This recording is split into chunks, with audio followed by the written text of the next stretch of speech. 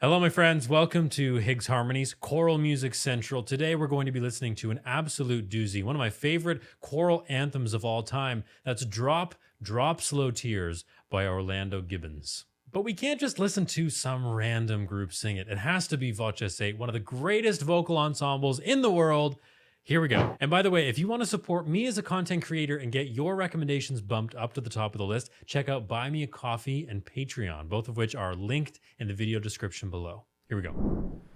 Drop, drop, slow tears,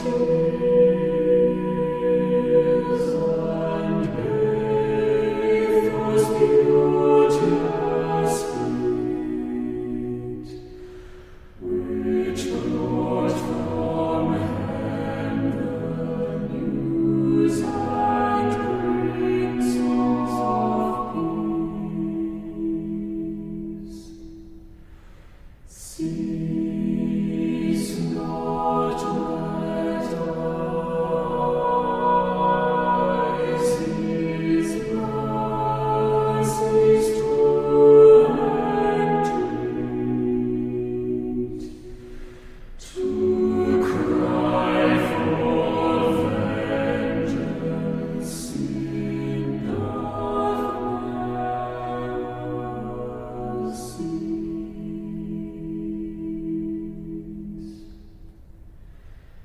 In your deep floods, drown all my faults and fears, nor let His eyes see sin, but through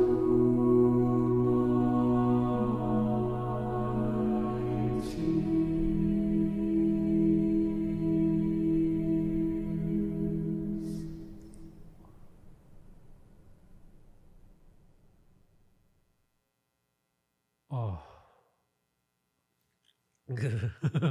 Sublime. Perfection. Well, not perfection, because that doesn't really exist in music, but as close to it as we can get with Voces8. That seems to be the theme with them. Polished is maybe a better word to use here, just because it's so clean, it's so together. Everything that you would possibly want in this anthem exists in this recording. Thank goodness for YouTube, because we can just go on it and watch these amazing performances. So let's go back and take a look at some of this incredible, incredible work. Shout out to Orlando Gibbons. Probably isn't watching this video for one main reason. He's not alive. But one of my favorite anthems of all time. Maybe you feel the same. It's beautiful. It's soft and short, to the point, but absolutely sublime in its writing. Yum, yum, yum. I've gone back to the very beginning of this piece, and right off the bat, we have something that would need to be addressed for choirs performing this. In that we have a D consonant, and if I'm looking slightly down, it's because I have the score right in front of me. If I reference the score, I'll show it on the screen. But we have a D and an R consonant, and it's on the downbeat as well. What we want ideally is for that D and the R to be short, but also to be behind the bar line slightly. We want the vowel to be on the beat. So instead of drop, we want drop. So the O part, aw, is on that beat. Let's see if Voces8 can do that. drop, drop, slow tears, and bathe those beauteous feet. So it's stunning, right? And it doesn't seem like when you have a piece like this that's soft and it's slow that you need to think about these things. We often think, oh, the harder the piece, the faster it is, most likely. That's not the case whatsoever. So we have the D and the R a little bit behind. Okay, so then they have drop, drop, slow, tears and bathe those beauteous feet. Tears and. That's how we get this beautiful legato sound when we elide consonants into the next word. And it's beautiful, right? When they do that, when they can get it nice and legato and smooth as silk, because then the line flows even better. But the other thing that I want to mention just before we listen to it again is when you have a slow piece like this, the diphthongs, so tears, ears, that sort of mishmash of multiple vowel sounds back to back, that's a diphthong. So when we have a slow piece, ensemble-wise, we have to get those diphthongs together, because if Andrea over here on the left side, if she goes to the ears too soon, and then over here, all the gents on the right, they take their time, we're going to get ensemble issues. So one thing that Voces8 does better than anybody else is they can really, really match vowels, but they can also match when the diphthongs change. So it's a combination of them just listening to each other extremely carefully, and then in the rehearsal process, probably going over that a few times. You also have to negotiate how much do we want to do a tears, like more of an sound, that non-rhotic British R, versus, the American R. You have to negotiate those kinds of things. Let's hear verse 1 again. Drop, drop, slow tears, and bathe those beauteous feet, which the Lord from heaven news and brings of peace. Okay, let's now move on to verse 2, but there's so many things that I just want to shake their hands in congratulations for their good work. But the filler words like and of, they're not important words at all, but they still are part of the line. So we still have to pay attention to them at some point.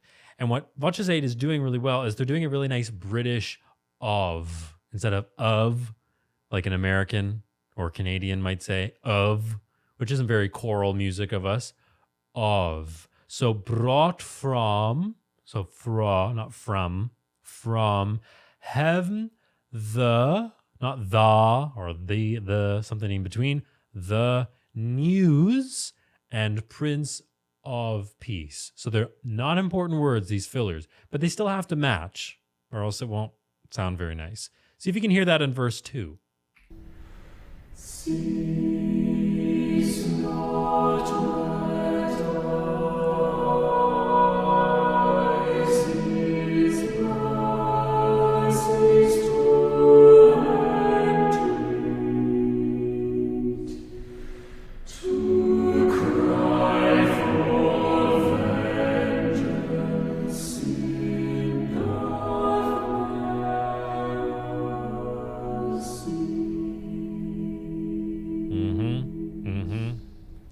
So right off the bat in that verse, cease not wet eyes. And they did the diphthong of eyes perfectly. It was like one voice, which is the whole point of ensemble, right? We want it to sound like one voice. And maybe not even that. Maybe it's just we don't want any voice or any voice type to stick out above the rest. We want a clean, cohesive ensemble. And that's what professional choirs rehearse. So you may have experience in choir where you're plunking out notes, you're figuring out rhythms. It just sort of depends on the level that you're at. If you're at a community choir level where it's non-auditioned, people are just having a good time, that's wonderful. I love community choirs, but a lot of the time is spent on the notes and the rhythms and the words and just trying to get it all together. In professional choirs, our job, because I sing in a professional choir, our job in those situations, not to learn the notes and the rhythms. If there's some really tricky stuff, then obviously we have to sort that out, but that's in the initial stages. Once we get a little bit more advanced into the nitty-gritty of the piece, it's ensemble that we're trying to sort out. And we have a really interesting ensemble moment at the end. It happens at the end of each verse where we have, and I'll show it on the screen right now. Generally, we have even quarter notes all the way through, but then the tenor line has a dotted quarter with an eighth note. So what the rest of the ensemble has to do is they have to wait for the tenor to sing that eighth note and then place that final note, or else it's going to sound a little bit messy. So at the end of the first verse, we have Prince of Peace, and the tenor goes Prince of Peace. So everybody else has to wait for the tenor line to complete that. So that's what they're listening for, and potentially even watching. You can see how they're in a sort of a little semicircle kind of thing. That's so they can look at each other if they need to, and then the sound kind of overlaps and they can hear each other really clearly. Excellent. So let's look at verse 3. And one thing I want to point out is that their E vowel, E, we don't really want this, do we? E in choral music. That's a bit extreme. What's it going to do? It's going to tighten up everything in the throat. So they elect for a E vowel, almost like a German umlaut or a French like U. So when they sing, I don't know, something like his mercies to entreat, it's not treat and treat. It's more small in here. And see if we can see that in verse 3. Watch their mouths when they have an E vowel. So in your deep floods, we have an E vowel right off the bat. Watch their mouths on the word deep. E. They're going to go more of like a lippy French kind of vowel. Let's listen.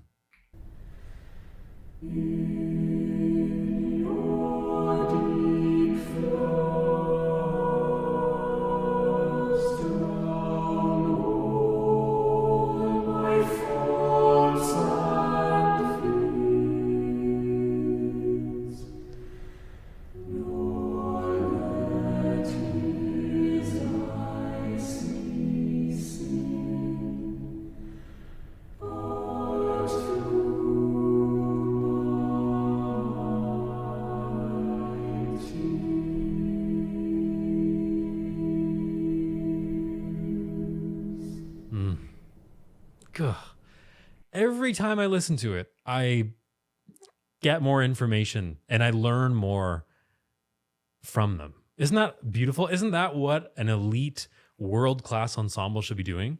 It's educating us, not just entertaining us, but educating us too. That's how you do it. Yeah. So I hope you could notice that more relaxed E vowel. As an ensemble through this entire piece, the faces are very, very relaxed. It matches the vibe of the piece. It's slow. It's very touching and emotional, but it's not dramatic in that way. We don't have to be drop, so tears, da-dee-da. It's not that kind of vibe, right? So they're very relaxed, as are their vowels. And we have to talk about tuning. We end in this beautiful F major chord. Well, at least it's F major for me in the sheet music. They might be a Baroque pitch, so that maybe they're slightly under. Not entirely sure. But the sopranos have an F.